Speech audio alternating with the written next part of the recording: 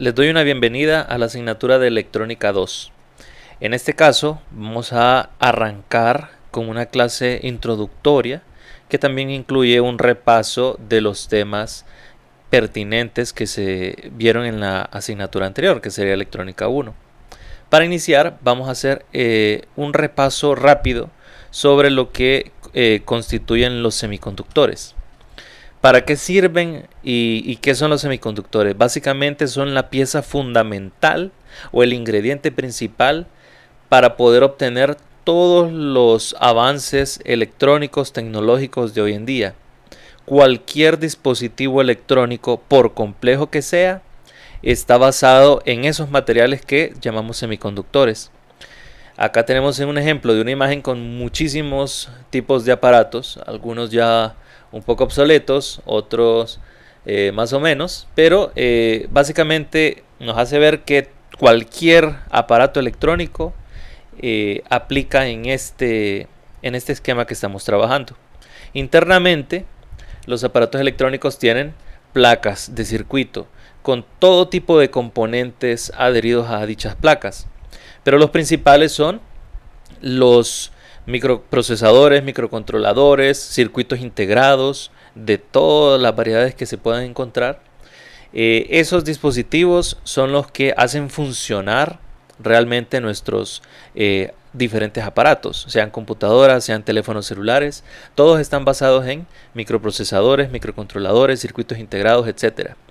Y a su vez, esos circuitos que pueden parecer muy complejos, internamente están basados en dos componentes principales fundamentales. En primer lugar, los diodos, y en segundo lugar, los transistores. Estos son componentes que ya hemos estudiado anteriormente y conocemos a cabalidad cuál es su funcionamiento, cómo están constituidos. Y uno se puede preguntar, bueno, ¿y por qué me interesa conocer cómo funciona un diodo o cómo funciona un transistor? Pues básicamente estos componentes construyen los componentes más complejos, que serían los circuitos integrados. Y esos circuitos integrados, a su vez, al combinarlos, ya pueden funcionar, hacer funcionar un componente electrónico complejo y tan complejo como una computadora. Ahora, ¿dónde entran los semiconductores en todo esto? Básicamente los diodos, los transistores, los circuitos integrados, los microprocesadores, microcontroladores, todos esos dispositivos, por sencillos o por complejos que sean, están construidos en su mayoría por material semiconductor. Y uno se pregunta, bueno, ¿qué es eso? ¿Qué es un material semiconductor? En su base se obtiene de diferentes minerales que se pueden obtener en el suelo, como el que tenemos acá. En la cuarta imagen tenemos una roca de silicio. El silicio es un cristal, un mineral que se puede obtener del suelo, así como el oro, como la plata, el cobre, como los diferentes metales. También estos componentes se pueden encontrar con métodos de minería. Naturalmente acá este es un bloque de silicio puro, es decir, se le han quitado todo tipo de componentes adicionales y tenemos puro silicio en este bloque. Otros ejemplos de materiales o cristales semiconductores son el germanio, por ejemplo, que también se utilizan para construir diodos, transistores, etc. Aunque en la naturaleza el más común para encontrar es el silicio. Estos materiales pasan por diferentes procesos industriales para poderlos preparar, y después de diferentes procesos físicos y químicos se obtienen los semiconductores que conformarían los transistores y los diodos. Ahora pasemos un poco más adentro y más específico a ver en sí estos dos componentes principales. Recordemos cómo funcionan. En primer lugar está el diodo. Acá tenemos una imagen de un par de diodos. Pero internamente, ¿qué es lo que tienen? Ya dijimos que se construyen con material semiconductor, que son unos cristales que se obtienen y luego se les hace un tratamiento para que sean semiconductor. Pero ¿en qué consiste ese tratamiento? Acá en la imagen tenemos el concepto de cómo se construiría un diodo. Vemos que aquí hay tres colores distintivos. Tenemos un azul o acuamarina a la izquierda, tenemos un amarillo muy tenue al centro y un anaranjado a la derecha. Si nos fijamos en el sector de la izquierda dice región N y en el de la derecha región P. ¿Qué diferencia estas? Básicamente ambas están hechas del mismo semiconductor, puede ser silicio, germanio o algún otro semiconductor más extraño. Pero para que se diferencien entre región P o material tipo P y material tipo N, lo que se hace es un proceso químico para añadirle impurezas de otros materiales. Pueden ser otros semiconductores o algún otro material definido por los fabricantes. Pero esas impurezas lo que hacen es que algún material tenga más o menos electrones de los que normalmente tendría el material.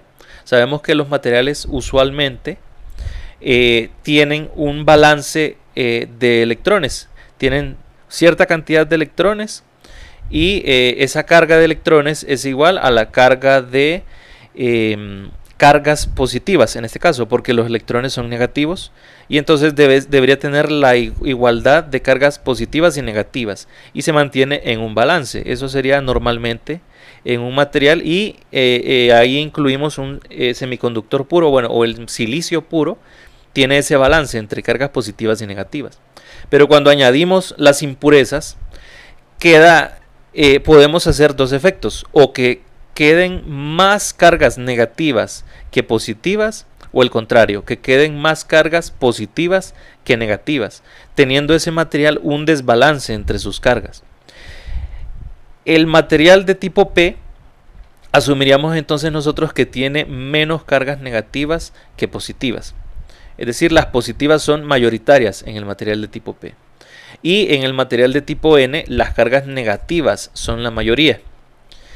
Al unirlos, obtenemos esta unión PN, donde está el balance entre esas dos.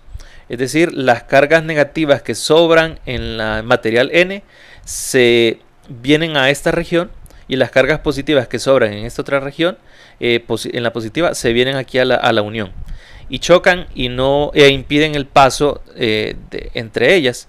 Es decir, la región N queda cargada negativamente y la región P queda cargada positivamente. Y si nosotros no le aplicamos ningún tipo de interferencia externa, permanece en el equilibrio que debería tener originalmente. Sabemos bien de la clase de electrónica 1 que si le aplicamos un voltaje podemos afectar el comportamiento de esas cargas. Y si le aplicamos un voltaje donde el positivo de ese voltaje toque el positivo de nuestro diodo y el negativo del voltaje toque el negativo de nuestro diodo, se facilita el paso de los electrones a través de esa conexión y entonces tenemos una corriente eléctrica. Y si conectamos la fuente al contrario, es decir, positivo con negativo y negativo con positivo, entonces se impide el paso de la corriente, esta unión PN se satura y no permite que pasen los electrones y entonces no conduce corriente en nuestro circuito. Y así podemos utilizar el diodo como una especie de interruptor que permite o que impide el paso de la corriente dependiendo de cómo lo conectemos. Luego tenemos la simbología que se utiliza para representar el diodo. Este es muy importante para poder reconocerlo y poder mostrarlo en un diagrama esquemático. Básicamente el lado negativo del diodo lo representamos por el cátodo, que tiene esta esta línea vertical, y el ánodo, que sería la parte positiva del diodo, y es por donde ingresaría la corriente, y por eso tenemos esta flecha que nos indica en qué sentido sí se permite el paso de la corriente, que en el caso de este símbolo el paso sería de derecha a izquierda. Arriba tenemos la construcción física de un diodo, así como estaba en la imagen inicial, y el cátodo, es decir, la parte negativa, pues la representamos con una cinta plateada. Eso depende del encapsulado de cada diodo. Hay diodos que tienen encapsulados diferentes, pero siempre hay alguna marca que diferencia cuál es el cátodo, y nosotros asumimos que la otra terminal es el ánodo por defecto. Finalmente tenemos aquí la gráfica que nos muestra el comportamiento del voltaje y la corriente en un diodo. Acá en este extremo tenemos el voltaje positivo, en este otro extremo tendríamos el voltaje negativo, arriba la corriente del diodo en el sentido positivo, es decir, de ánodo a cátodo, y abajo la corriente del diodo en sentido negativo. Y básicamente esto nos indica que cuando el voltaje es positivo, la corriente tiene valores arriba de cero, es decir, puede conducir corrientes. Y eso resume lo que habíamos dicho, que cuando se le polariza positivamente, fluye una corriente a través del diodo. Esa la representaríamos con esta curva que está acá. Y cuando el voltaje es negativo, tenemos esta región de polarización inversa. Y básicamente la corriente está muy cerca al valor de 0 amperios. Porque cuando se polariza inversamente, nuestro diodo no conduce. Naturalmente en la vida real esto no es perfecto y siempre hay un valor máximo de voltaje que puede soportar el diodo cuando está polarizado inversamente. Y si nosotros rebasamos ese valor de voltaje, el diodo conduce y corrientes muy altas que básicamente harían que se queme el diodo. Por eso siempre hay que mantenerlo dentro del rango de voltaje para el cual está diseñado. Ahora pasamos para el transistor bipolar, que sería el BJT. El BJT es una mezcla o una combinación de dos diodos, podría decirse. ¿Por qué? Porque para construir un transistor BJT utilizamos 3 semiconductores, 2 de ellos de un tipo y el tercero de un tipo diferente. Acá por ejemplo tenemos un transistor que tiene material negativo, por eso está la N, luego se une con un positivo y ese positivo se une con un tercero que sería negativo nuevamente. Y podemos hacer la combinación contraria, tendríamos aquí un material semiconductor positivo, lo unimos con un negativo y luego ese negativo pasa a unirse con un tercero que sería positivo. Así tenemos dos opciones de transistores, el NPN, negativo, positivo, negativo, y el PNP, positivo, negativo, positivo. ¿En qué se diferencia esto y en qué diferencia al diodo? Básicamente, al incluir 3 materiales semiconductores y unirlos los 3 en un solo componente que sería el transistor, podemos mejorar la función en la que permitimos o negamos el paso de la corriente. ¿Por qué? Porque antes con el diodo, para que condujera o no condujera, teníamos que polarizarlo directamente o inversamente. Pero ahora con el transistor no solamente basta con polarizarlo directamente, sino que también debe haber una condición extra. En el caso usual o en el más común de los transistores es que se aplique una corriente en la base y luego al aplicarle la corriente en la base ya la corriente de emisor a colector circula libremente. Y luego si quitamos la corriente de la base, interrumpimos el paso de la corriente de emisor a colector. Una pregunta común que uno puede hacerse es, bueno, los terminales del transistor se llaman emisor, colector y base. Aquí lo tenemos, sin importar que sea NPN o PNP, siempre es emisor, colector y base. Pero, ¿cómo puede uno saber cuál es cuál? Acá tenemos una imagen de un transistor y no hay un letrero donde diga este es el emisor, este es el colector y esta es la base. Usualmente nosotros tenemos que referirnos al código del transistor. Por ejemplo, el código del que tenemos en la imagen es 2N2907.